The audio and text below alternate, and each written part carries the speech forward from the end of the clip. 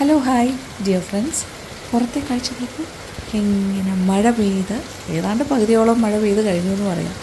സത്യത്തിൽ ഇതൊരു വേനൽ മഴയാണോ അതല്ല ഇടവപ്പാടിയുടെ ആരംഭമാണോ എന്നൊന്നും അറിയില്ല കേട്ടോ. പക്ഷേ ഞാൻ മഴയെ നന്നായി മിസ് ചെയ്യുന്നുണ്ടായിരുന്നു. ഒരു വേഴാമ്പലിനെ പോലെ കാത്തിരിക്കുകയായിരുന്നു മഴയ്ക്ക് വേണ്ടിയിട്ട്. ഈ കഠിനമായ വേനൽ ചൂടിൽ നിന്ന് ഭൂമിയെ രക്ഷിക്കാനായി അവതരിച്ച മഴയെ എന്താ പറയേണ്ടതെന്നറിയില്ല. ചെടികളൊക്കെ ഹാപ്പിയാണ് എല്ലാം. നമ്മുടെ ചുറ്റും നോക്കി മഴത്തുള്ളികളൊക്കെ എല്ലാം ഗ്രീനറി. ആഹാ, പിന്നെ പറയേണ്ട ആവശ്യമില്ല, ഭൂമിക്ക് ഇതൊരു വലിയ സന്തോഷം തന്നെയായിരിക്കും. പക്ഷേ ഇതൊരു ഹാപ്പിനെസ്സാണ്. സത്യത്തിൽ എനിക്കൊരു ഭയങ്കര സന്തോഷം തോന്നുന്നൊരു ദിവസമാണ്. അപ്പുറത്തെ വീട്ടിലേക്ക് നോക്കൂ, സിനിയും പുറത്തേക്ക് ഇറങ്ങി നിൽക്കുകയാണ് കേട്ടോ, മഴ കാണാനാണ്. എന്തായാലും ഉച്ചയാകുന്നേ ഉള്ളൂ. അപ്പോൾ ഇന്നത്തെ പരിപാടി എന്ന് പറയുന്ന ലഞ്ച് മേക്കിംഗ് ആണ്. അപ്പോൾ ഈ ഒരു മൂഡോടുകൂടി ഞാൻ കൊച്ചടുക്കളയിലേക്ക് പോവാണ്. അവിടുത്തെ വിശേഷങ്ങൾക്ക് നിങ്ങളുമായിട്ട് ഷെയർ ചെയ്യാം. അങ്ങനെ നല്ല മഴ പെയ്യുന്ന ഈ ഒരു ദിവസം, ഇതൊരു വേനൽ മഴയാണോ അതോ ശരിക്കുമുള്ള നമ്മുടെ ഇടവപ്പാതിയാണോ എന്നൊന്നും അറിയില്ല. ഇപ്പോൾ മഴ വന്നു തുടങ്ങിയിട്ടുണ്ട്. ഭയങ്കര ഒരു മഴക്കോളും മഴയൊക്കെ ആയിട്ടിരിക്കുന്ന ദിവസം നമുക്ക് എന്തൊക്കെയാണ് കഴിക്കാൻ തോന്നാറ്. സാധാരണഗതിയിൽ നമുക്ക് സ്നാക്സ്, ചൂട് സ്നാക്സ്, ചായ, കട്ടൻ ചായ, പരിപ്പ് വട ഇങ്ങനെയൊക്കെ തോന്നാറില്ലേ. അതുപോലെ തന്നെ ലഞ്ചിനാണെങ്കിലും എന്തെങ്കിലും ഒരു സ്പെഷ്യലായിട്ടൊക്കെ കഴിക്കാൻ തോന്നും. അപ്പം എനിക്കിങ്ങനെ ഇരുന്നപ്പോൾ സ്പെഷ്യലായിട്ട് തോന്നിയത് ഏറ്റവും സിമ്പിളായിട്ട് എന്തെങ്കിലും ഉണ്ടാക്കിയാലോ എന്നുള്ള ആലോചനയാണ്.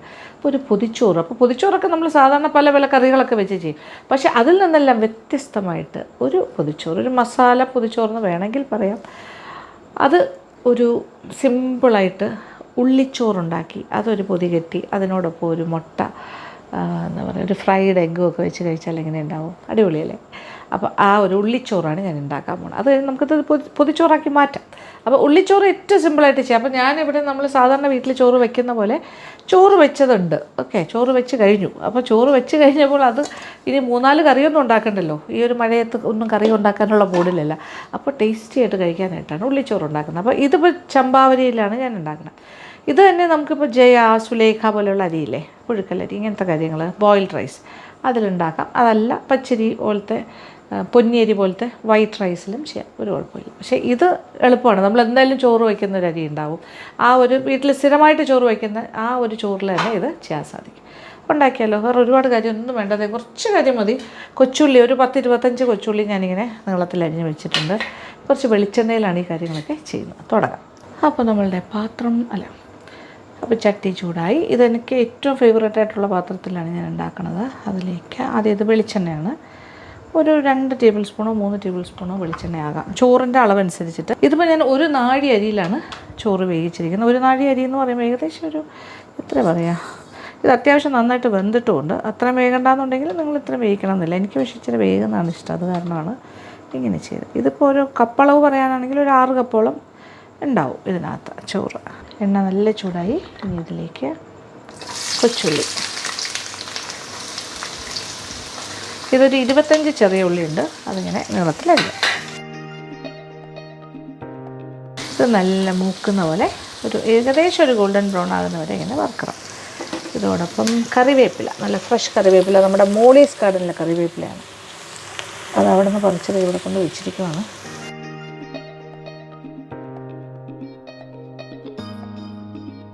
ഇതെല്ലാം കൂടി മൂക്കുമ്പോൾ ഒരു പ്രത്യേക മണമാണ്. ഒരു എണ്ണ എനിക്ക് തോന്നുന്നു ഒരു 3-4 ടേബിൾ സ്പൂൺ വരെ ആകാം. അത് നമ്മുടെ ഇഷ്ടത്തിനനുസരിച്ച് ചേർത്താൽ മതി. കൂടവും വേണ്ട കുറയും വേണ്ട, അങ്ങനെ. ഇനി ഇതിലേക്ക് ആവശ്യത്തിനുള്ള മഞ്ഞൾപ്പൊടി, ഏകദേശം ഒരു 1/2 ടീസ്പൂണോളം മഞ്ഞൾപ്പൊടിയും കൂടി ചേർക്കണം. ഇത് പെട്ടെന്ന് തന്നെ ആകും. അതുപോലെ കുറച്ച് ഉപ്പ് ചേർക്കാം. നമ്മൾ ചോറ് വേവിച്ചപ്പോൾ ഉപ്പൊന്നും ഇട്ടല്ല വേവിച്ചിരിക്കുന്നത്, പക്ഷേ ഇനി അതിനാവശ്യമുള്ള ഉപ്പ്. ഇതൊരു ഉള്ളിച്ചോറായി മാറുമ്പോൾ സെപ്പറേറ്റായിട്ട് ഉപ്പ് ഇങ്ങനെ ചേർക്കും. അപ്പം നോക്കിയേ, ഇവിടെ നിൽക്കാൻ വയ്യാത്ത അത്ര മണമാണ് കേട്ടോ, നല്ല മണം. ആ വെളിച്ചെണ്ണയിൽ ഇങ്ങനെ കറിവേപ്പിലയും കൊച്ചുള്ളിയും മഞ്ഞൾപ്പൊടിയും എല്ലാം കൂടി മൂക്കുന്നൊരു മണം. ഉപ്പും കൂടിയൊക്കെ ചേർത്തിട്ടുണ്ട്. ഇനി ഇതേ കണ്ടോ, കളറൊക്കെ മാറാൻ തുടങ്ങുന്നു ഉള്ളിയുടെ. ഈ ഒരു സ്റ്റേജിൽ ഒരു ചെറിയൊരു ഗോൾഡൻ ബ്രൗൺ ആയി തുടങ്ങി. അപ്പോൾ റൈസ് ഇട്ട് തുടങ്ങാം. തീ കുറയ്ക്കാം. ഇത് ബോയിൽഡ് റൈസ് ഏത് തരം വേണമെങ്കിലും നിങ്ങൾക്ക് ഇതിന് വേണ്ടിയിട്ട് ഉപയോഗിക്കാം, ഏതായാലും കുഴപ്പമില്ല.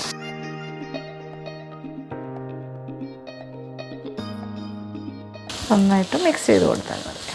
കുറേശ്ശെ ഇട്ടിട്ടാണ് ഞാൻ ചെയ്യുന്നത്. ഇതിപ്പോൾ ചമ്പാവരി ആകുമ്പോൾ ഈ ഒരു കളറ്, അല്ലാണ്ട് ഇപ്പോൾ സുലേഖയോ ജയ എന്നൊക്കെ പറഞ്ഞ റൈസാണെങ്കിൽ ഒരു വൈറ്റ് കളറായിരിക്കും, ഒരു ക്രീമിഷ് വൈറ്റ്. തീ വീണ്ടും കൂട്ടി കൊടുത്തിട്ടുണ്ട് നന്നായിട്ട്. ഇത് സാധാരണ തണുത്ത ചോറാണ് കേട്ടോ. ഇപ്പം തലേ ദിവസം ചോറൊക്കെ ഉണ്ടെങ്കിൽ ഇത് പെട്ടെന്ന് ഉണ്ടാക്കിയെടുക്കാൻ പറ്റും. പിറ്റേ ദിവസം രാവിലെ തന്നെ ചോറ് ഉണ്ടാക്കി ചെയ്യണമെന്നില്ല. തലേ ദിവസം തന്നെ വേണമെങ്കിൽ ചോറ് വേവിച്ച് വെച്ചിട്ടും ഇതുപോലെ ഉള്ളിച്ചോറാക്കാൻ പറ്റും. എളുപ്പമാണ്. ഏതാണ്ട് കഴിഞ്ഞു. എല്ലാ കാര്യങ്ങളും എല്ലാ ഭാഗത്തേക്കും കിട്ടും. ഇപ്പോൾ ഹൈ ഫ്ലെയിമിലാണ് തീ വെച്ചിരിക്കുന്നത്. നല്ല ചൂട് കയറട്ടെ. അങ്ങനെ സ്വാദിഷ്ടമായ ഉള്ളിച്ചോറ് ഇവിടെ റെഡി ആയിക്കൊണ്ടിരിക്കുന്നു. നിമിഷങ്ങൾക്കകം റെഡി. അങ്ങനെ നമ്മുടെ ഉള്ളിച്ചോറ് റെഡിയായി കഴിഞ്ഞു. തീ ഓഫ് ചെയ്യാൻ പോകുന്നു. നല്ല ശബ്ദം കേൾക്കുന്നുണ്ടല്ലോ അല്ലേ അടുപ്പിൽ. പുറത്ത് മഴയുടെ ശബ്ദം വേറെ. അങ്ങനെ ഉള്ളിച്ചോറ് റെഡിയാണ്. എല്ലാം കൂടി എത്ര സമയം? ഈ ചോറ് വേവിച്ച് നേരത്തെ വെച്ച് കഴിഞ്ഞാൽ വേറെ ഒരു സമയം വേണ്ട. ഒരു 5 മിനിറ്റ്, 5 മുതൽ 7 മിനിറ്റിൽ സംഗതി റെഡിയാണ്. ഉള്ളി മൂക്കുന്ന അത്രയും സമയം, അത്രേ ഉള്ളൂ. അപ്പോൾ ഇതങ്ങോട്ട് മാറ്റി വയ്ക്കുന്നു. ഇതാണ് നമ്മളുടെ ഇന്നത്തെ പ്രധാന ഐറ്റം. ഇനി ഇതിൻ്റെ കൂടെ കഴിക്കാനായിട്ട് ഒരു ചെറിയൊരു സാലഡ് ഉണ്ടാക്കാം അല്ലേ. ഉള്ളിയും പച്ചമുളകും ടൊമാറ്റോയും കുറച്ച് തൈരും കൂടി ചേർത്തിട്ട് ഒരു ചെറിയ സാലഡ് തിക്കായിട്ട് ഉണ്ടാക്കാം. പിന്നെ മുട്ട, ഒരു ഫ്രൈഡ് എഗ്ഗ്, ഒരു മസാല ഫ്രൈഡ് എഗ്ഗും കൂടി ചെയ്യാം. അതാകുമ്പോൾ കറക്റ്റായിരിക്കും.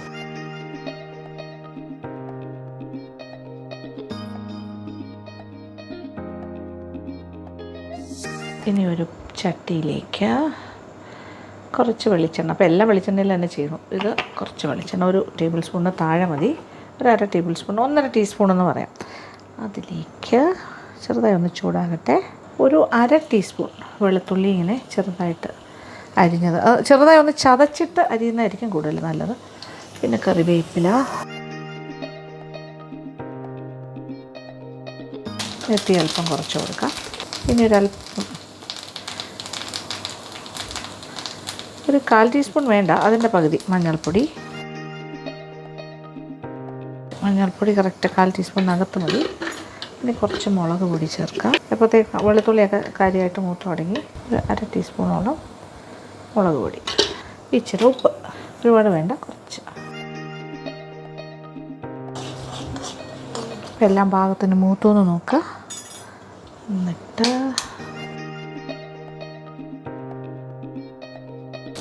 ഒരു മുട്ട. ഇതൊരു മസാല ഫ്രൈഡ് എഗ് ആണ് ചെയ്യുന്നത്. ഈ മസാലയുടെ കാര്യങ്ങളെല്ലാം ഇതിനകത്തേക്ക് കയറണം. ഇനി ഒരല്പം ഗരം മസാലയുടെ പൊടി ഇഷ്ടമാണെങ്കിൽ ഇടാം, ഒരല്പം. ഓപ്ഷണലാണ്. അതുകൂടി ഉണ്ടെങ്കിൽ ഒരു ഇറച്ചിയുടെയൊക്കെ മണം കിട്ടും. ആഹാ. അപ്പോൾ ഒരു സൈഡ് മുരിഞ്ഞിട്ട് തിരിച്ചിടണം. ഓക്കെ.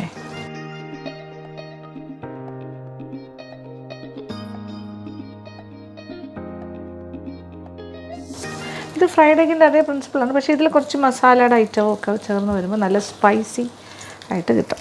അപ്പോൾ ഇച്ചിരി 1/2 ടീസ്പൂൺ മുളക് പൊടി നമ്മൾ ഓൾറെഡി ചേർത്തു. ഇച്ചിരി കൂടെ സ്പൈസി വേണമെന്നുണ്ടെങ്കിൽ ഇതിൻ്റെ മുകളിലും കൂടി ഒരല്പം, ഒരു 1/4 ടീസ്പൂണോളം ഇങ്ങനെ ഇട്ട് കൊടുക്കാം. മഞ്ഞൾപ്പൊടി അത് മതി. ഓക്കെ, ആ സൈഡ് മുരിഞ്ഞിട്ടുണ്ട്.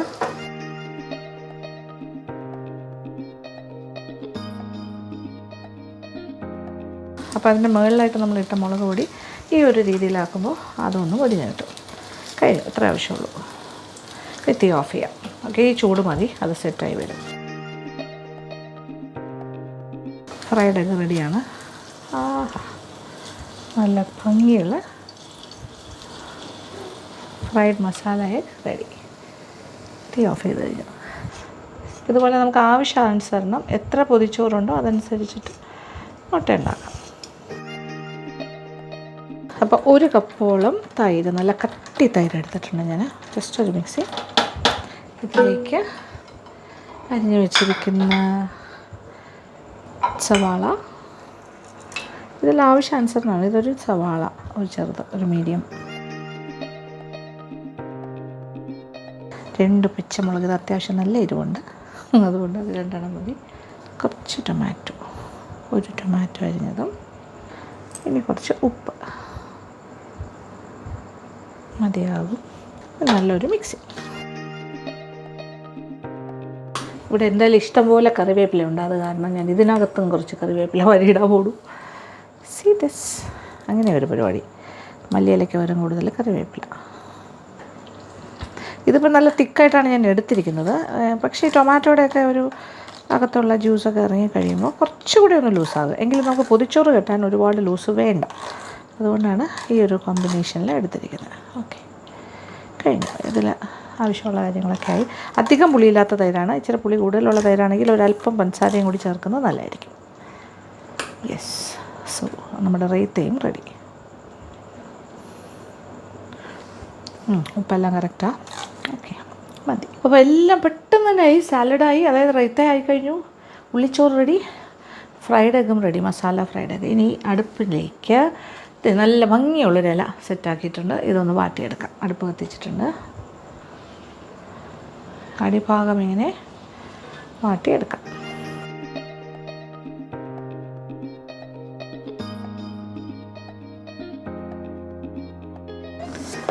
രണ്ട് സൈഡും ഭയങ്കരമായിട്ട് നോക്കി ചെയ്യാം.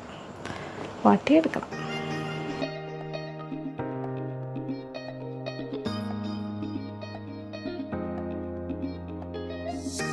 നന്നായിട്ട് വാട്ടി ചെയ്തില്ലെങ്കിൽ ഇല കീറിപ്പോവും, പൊട്ടിപ്പോവും പൊതി കെട്ടുമ്പോൾ.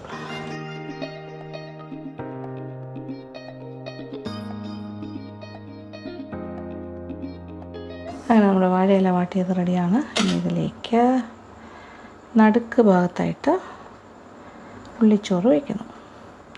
ഒരാൾക്ക് കഴിക്കാൻ ആവശ്യമുള്ള ഒരു ക്വാണ്ടിറ്റി ഞാനിപ്പോൾ എടുക്കുന്നു.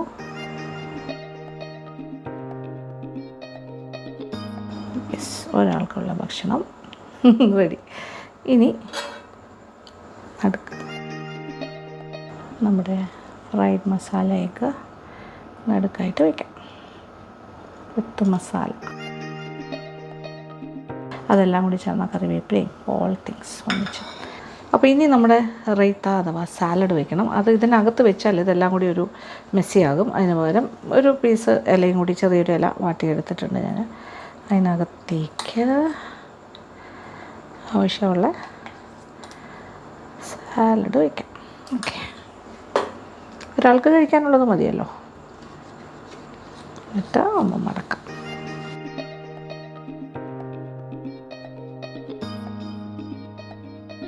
വൃത്തിയായിട്ട് മടക്കിയിട്ട് ഇതിൻ്റെ ഒരു ഭാഗമായിട്ട് ഇങ്ങനെ വയ്ക്കാം. ഓക്കെ, ഇനി നമ്മുടെ ഇല മടക്കാം. ഇതിൽ അച്ചാറൊക്കെ വേണമെങ്കിൽ വെക്കാം, പക്ഷേ അതിൻ്റെ ആവശ്യമില്ല. കാര്യം ആ മുട്ടയ്ക്ക് അത്യാവശ്യം നല്ല എരിവൊക്കെ ഉണ്ട്, സ്പൈസിയാണ്.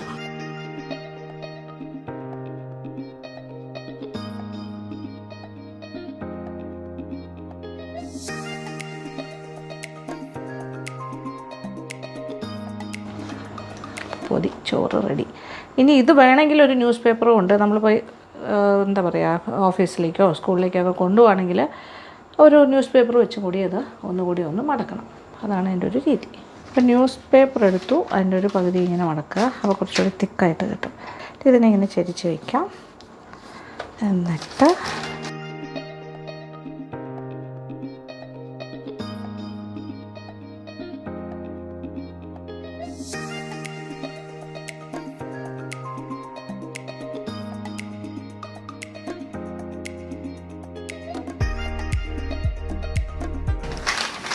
ഇതിൻ്റെ അകത്തേക്ക് കയറ്റാം.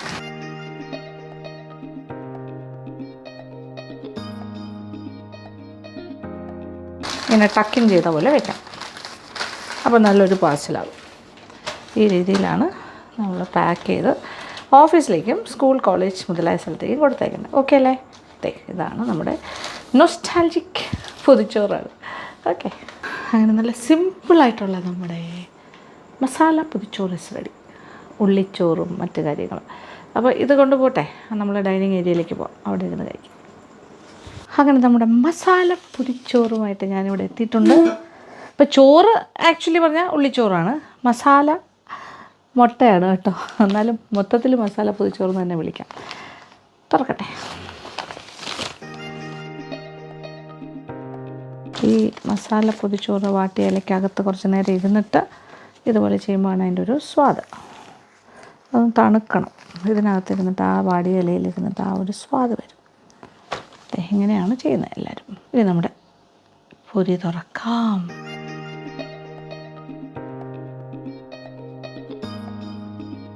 അടിപൊളി. ഓക്കെ, സെറ്റായിട്ടിരുന്നു. എന്ത് വേണം, അടിപൊളിയല്ലേ? ഇനി കഴിച്ച് കാണിക്കാവേ. ഓക്കെ, ഇത് ധാരാളം, ഇത് എന്തിനാ ഒരുപാട് കറികളല്ലേ? എന്ത് സിമ്പിളായിട്ട് നമുക്ക് ചെയ്യാൻ പറ്റും, എളുപ്പം. ഒരു വീട്ടമ്മയ്ക്ക് പെട്ടെന്ന് ഉണ്ടാക്കി മക്കൾക്ക് കൊടുത്തുവിടാം, ഹസ്ബൻഡിന് കൊടുത്തുവിടാം, അതൊക്കെ ഈസിയാണ്. ഇനി വീട്ടമ്മ ഇല്ലെങ്കിലും വീട്ടച്ഛന് തന്നെ ചെയ്യാം ഈ കാര്യങ്ങളൊക്കെ, ഒരു പ്രശ്നവുമില്ല. അങ്ങനെ ഒരു ജെൻഡർ ഡിഫറൻസ് കാണുന്നില്ല, എല്ലാവർക്കും എല്ലാം ചെയ്യാമല്ലോ. ഇനി ഇതിൻ്റെ കൂടെ കഴിക്കാനായിട്ട് എടുത്ത് വെച്ച സാലഡും തുറക്കാം. അതൊരു സൈഡിൽ ഇങ്ങനെ വയ്ക്കാം. അപ്പോൾ ഇത് ഇങ്ങനെ ചോറിലൊന്നും ആവശ്യമില്ലാണ്ടാവില്ലല്ലോ, കറക്റ്റായിട്ടിങ്ങനെ ഒതുങ്ങി കിട്ടും.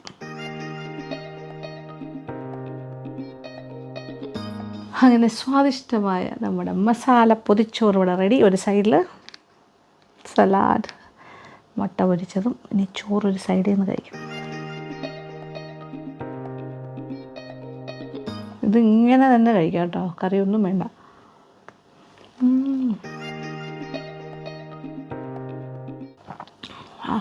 ഒരു രക്ഷയില്ലാത്ത ദിവസം.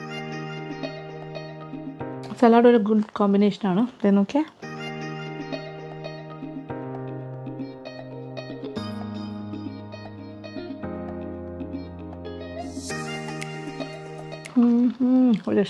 രക്ഷയില്ല. ഇനി മുട്ട പൊരിച്ചത് കണ്ടേ, അതിൽ നിന്നും കുറച്ചെടുക്കുന്നു.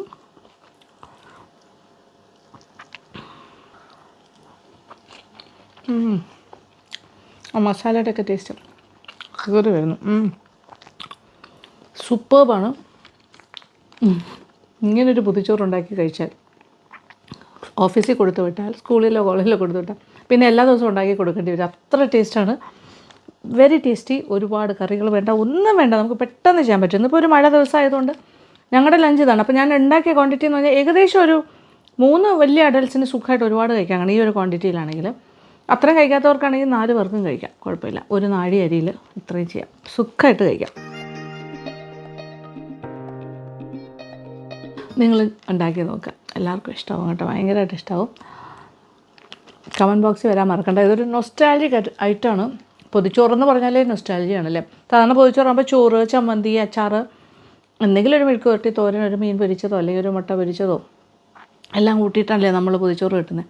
ഇത് അത്രയും പോലും വേണ്ട, സുഖ പരിപാടി. അപ്പോൾ ഇതിൻ്റെ ഫീഡ്ബാക്ക് എനിക്ക് തരണം, മറക്കണ്ട കേട്ടോ. അപ്പോൾ എൻ്റെ ഒരു നൊസ്റ്റാൾജിക് ഐറ്റമായിട്ട് നിങ്ങളിത് അക്സെപ്റ്റ് ചെയ്യുക. ഭയങ്കര സന്തോഷമുണ്ട്, ഇത് ഞാൻ കഴിച്ച് തീർത്തോളാം. അപ്പോൾ ഇന്നത്തെ വീഡിയോ ഇഷ്ടപ്പെട്ടു എന്ന് വിചാരിക്കട്ടെ. അപ്പോൾ thank you so much, thank you for watching and keep on watching Lakshmi Nair vlogs. Love you all.